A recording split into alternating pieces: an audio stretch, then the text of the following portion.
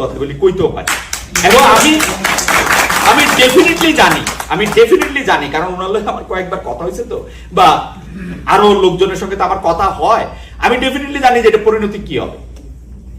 So আমি এত আশাবাদী হতে পারতেছি না যতক্ষণ না পর্যন্ত আমি মনে করি যে একটা জায়গায় আপনারা একদমই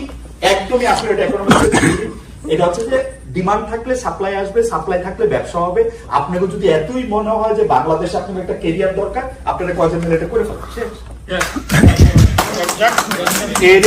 10 লাখ লোকের জায়গায় যদি কোনো একটা স্টেট ক্যারিয়ার মনে করে যে ফ্ল্যাগ ক্যারিয়ার যদি মনে করে এটা লাভজনক, কারণটা কি? নিশ্চয়ই এর কোনো রিজন আছে, তাই না?